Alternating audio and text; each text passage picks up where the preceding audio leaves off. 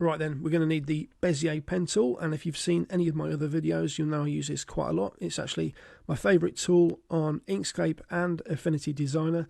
In fact, I love using the pen tool with Affinity and the Apple Pencil on iPad. It's brilliant. Easy to use with Inkscape on the PC with a mouse. But as always, I've just lashed in some quick selections, straight edges. I found this is by far the easiest way, especially if you're beginning with the pen tool. I can't recommend this method enough. Just make some straight selections, roughly what you want, and then come back in with the node tool and sort out your curves. So there it's filled to white, so we've got a kind of a snow effect already. I've gone to time lapse now because I'm sure you don't want to watch the whole thing. I'm kind of got the gist of what's happening. In real time, this probably took about 15-20 minutes. It depends how many nodes, how accurate and how realistic you want your snow. But let's just do this last little bit and then we can move on. There we go. So with all our selections in place, we can now go back, grab the node tool and start bending those lines between the nodes to get a nice snow effect. Now I think I might have used a few too many nodes on mine. It might look more like a cloud, but we'll sort that out in a minute. I can delete some of those nodes at a later date. But we're still on time lapse, so you can just get the idea of the what's involved and how it takes shape. And I did find this rather relaxing, as I always do using the pen tool. A bit weird, but it's probably just me.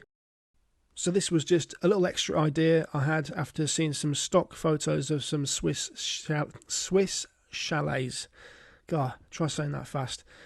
I wanted to do a little overhang of snow hanging off the lowest part. If you imagine the angled text is a roof and the snow's just sort of hanging off the edge there. So all the lowest sections of the logo, I just dragged those nodes down just to give it a little bit of weight and a bit of gravity.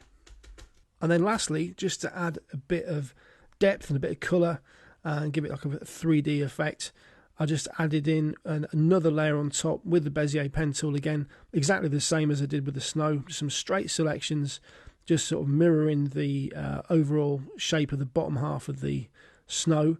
And then I've gone back in, as always, with the node tool, and I'm just pulling around. I'm not thinking about it too much, just letting the pen go where I feel it should be. And then we're just going to droop that top section down to make it look round and give it a bit of depth. So by now you should have an effect that looks a little like this, and you don't have to just use it on logos. You can use it on photographs or anything else that you want to add a little wintry touch to in Inkscape using the pen tool. And don't forget, I'm always on the lookout for viewers' cards to include in my videos. It's my way of getting you lot involved in the channel. So if you'd like to see your car or somebody you know's car included in one of my tutorials, it could be Inkscape, it could be Affinity.